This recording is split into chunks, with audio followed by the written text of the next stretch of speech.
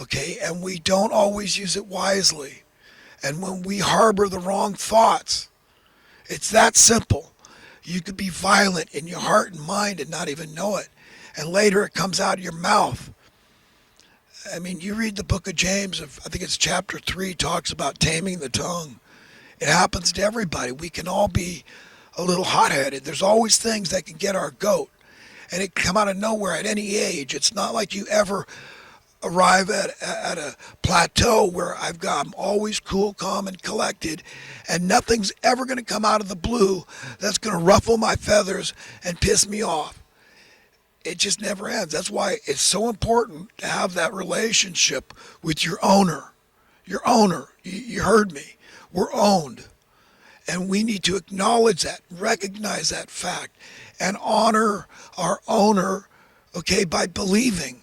Just saying, look, even if it's a shot in the dark, it's free. It's totally free insurance. Why wouldn't you? Who in their right mind would turn down free insurance at this chance that this set of parents, this better than you could ever imagine set of parents, has the power, way better than your natural parents, to save your life and is going to save your life, but you have an opportunity to go to a better world.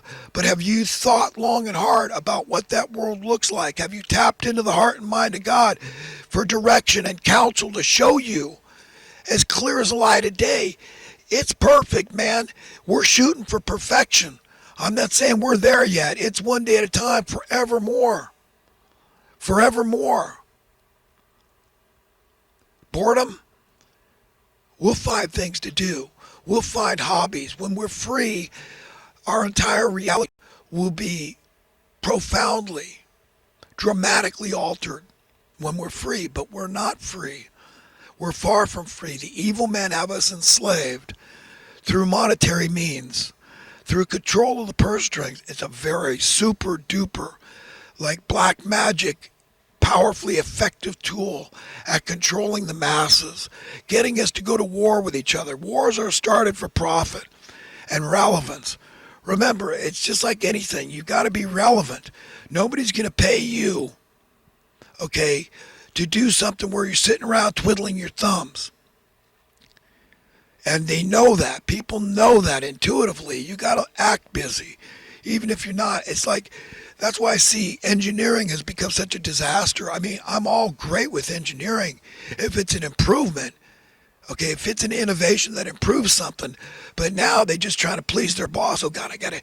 So they make stuff more complex and we can't even figure it out. And it's like, why would you do that? Why would you take something that worked perfectly fine and make it miserable for the. It's like they're doing it on purpose. What is this? Is this planned obsolescence? Is this. What kind of a scam is this? What's going on here? I mean, I don't mind new innovation, new technology, but keep the old too. If people just say, well, this worked better for me in my circumstances, let's keep it. But there's no progress. And socially, economically speaking, it's very obvious this is a big, big problem for humanity. My entire life, I've had to watch our currency being debased. Okay, when I was a little kid in the early 1960s, and the federal minimum wage was, say, $1 an hour. You could go on the Labor Department statistics and you could find the facts out for yourself. But it was based on a standard of living. This was a promise to all the workers, all the blue-collar workers that were doing jobs that you could call them uneducated or unskilled. You could belittle people if that floats your boat. Not mine. These are people that are imperative to the welfare of society at large. These are people that are doing critical jobs. These are essential workers. And they were promised a standard of living based on the minimum wage. You understand, I know a little something about capitalism, and I want you to know something about capitalism. Supply and demand is an integral part of true capitalism. It must be, or else it's just some evil form of monetarism. It's akin to fascism. This is a slaver class that will take advantage of the workers. over and over. If they don't have to use violence, if they can use an alternative means through stealth, okay, over a long period of time, gradually, that's what they'll do. And that's what they've done. That's why I say they gradually normalize slavery. They legitimize it. It's okay now to make it hopeless for a huge swath of the population to never get ahead, to have hopeless. And you might be working 40-hour a week at some minimum wage job. Depending on the rents in your area, you might have to go try to get welfare, go get food stamps, see if there's any other assistance, housing, or maybe help with your utilities. This is it. You got to turn to charity after devoting your life to a job. Not only can you never have any hope to being a homeowner, what are you going to do when you're not strong enough to hold down that job? Of course you're going to need welfare. Social Security, Social Security has dropped the ball too. There was a time when the Social Security payments, the minimum payment, would be enough to maintain some dignity in your standard of living. Okay? Not anymore. But the Federal Labor Department could have prevented the debasement of our currency. This is how they normalize slavery, by cost of living inflation. You see, when it comes to supply and demand, just knowing the fundamental, basic, rudimentary facts about it, if society is making any progress, an iota a decade, an iota a century, you see that we find easier and easier methods because we are so ingenuitive, innovative. The industrial age has been in bloom for a long time, a couple hundred years or more. We have found easier and easier methods to produce all the things we want and need. So it's a very simple understanding I could teach to a little kid, a first grader, could understand basic, fundamental economic principles, the why and wherefore your money is supposed to go up in worth. You understand? And that is like this. To the evil man running the show, don't give me that. They don't want you to. They want you to forget about the Federal Labor Department and a promised standard of living to the federal minimum wage worker and keeping this country cohesive.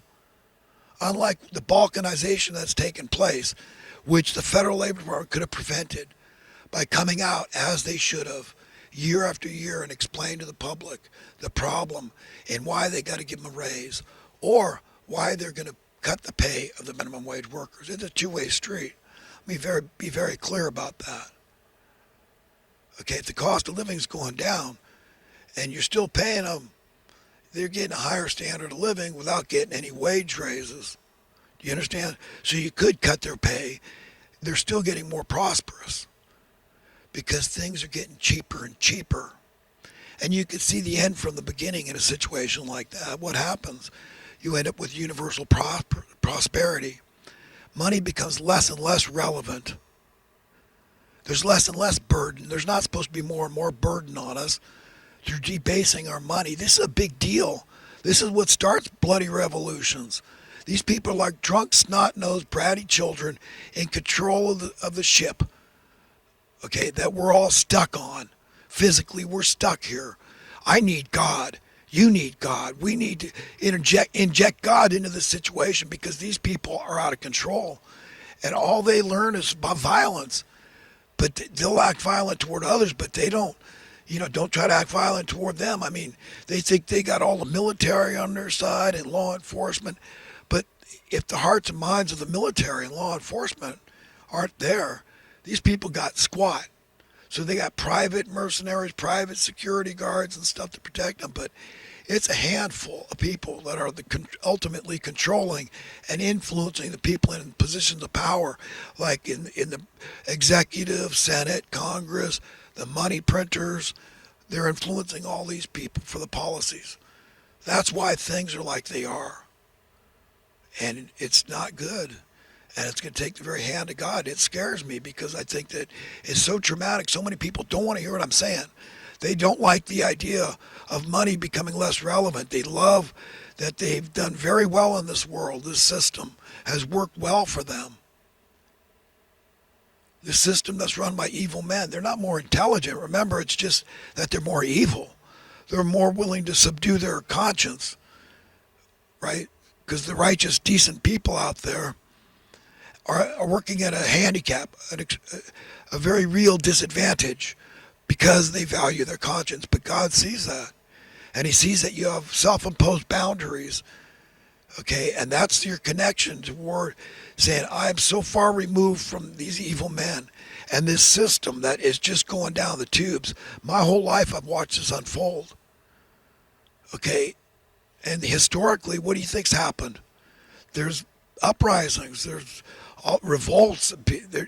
They just try to make life miserable and unlivable for everybody because they're so miserable. What do you think induces a vast majority of crime?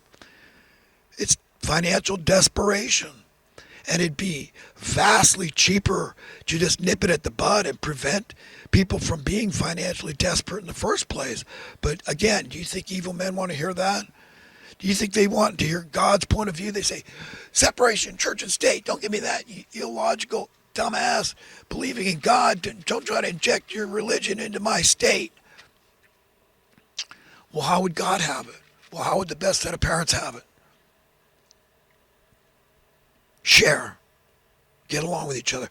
So automatically, right away, you see there's absolutely no sense in having any form of money at all. You go, but I could barely imagine a world like that. Well, with God's help, you can. It's the only way we can have universal freedom. And none of us are going to be happy until at least that's what we want for others. And we're willing and we say, yes, God, yes, I really crave your will to be established, implemented upon the earth forevermore. Reclaim it. Each and every form of money must go because it's a competitor to God. It's an enemy, a nemesis at best. It too easily corrupts the hearts and minds of men and makes them do evil things, friends. That's it, in a nutshell, why it all has to go. That's what has to go. That's what's screwing everything up. Those are the turds in the punch bowl that would keep telling you, no, there's no way you could ever live without money. That's bizarre. How could you even imagine it? And why would you?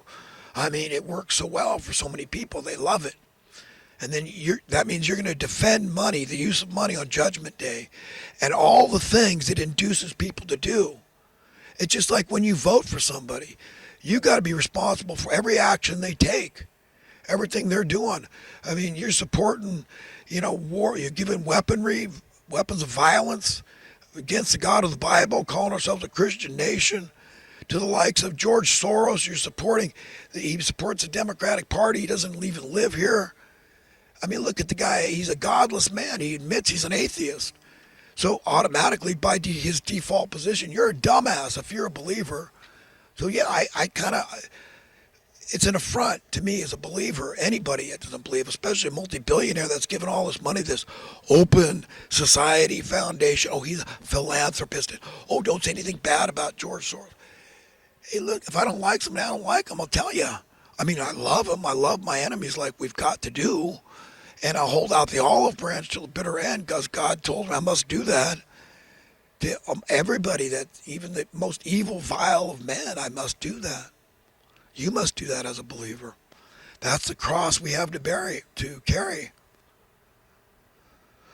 But as far as liking, I'll tell you, I don't want to spend any time with him. Look at him. Look at the man. He's a miserable creature. How can you deny God? You don't acknowledge. I mean, could you imagine him walking through this gallery and seeing all this magnificent art, and the artist, where's his name? He doesn't care. Just painting. I found it in the wilderness. Look at it. I mean, that's what you're saying. And we're a living tapestry. All this life, this beauty, the light, everything good. I mean, it's so symbiotic. Everything there, God, the air and the water, the atmosphere, the fact that the solar system runs like a fine Swiss watch. And we're part of this, and you're going to say, not going to acknowledge God? Recognize there's a creator, there's an author, there's an engineer, there's a mathematician, an architect, a master designer. Obviously, we didn't make ourselves. Do you know how to make a human being? Who gave you your brain, your imagination? Every stitch of technology we have came because God gave us a brain, an imagination. It's invisible. And then we make stuff manifest. It's a miraculous source of never-ending wonderment, what we're a part of here. And what do you think? What do atheists believe? That you just don't exist. That's essentially it. Once your brain is dead, they say, this organ, your brain, once it's dead, it's not like a computer where you take out, hey, I got this part, this is still good, I can put it in a new part, this is my conscience, everything good I've ever done. My character, I get to keep all that. My essence, my heart, my mind, my spirit, my soul is eternal. I get to keep it and put it in a new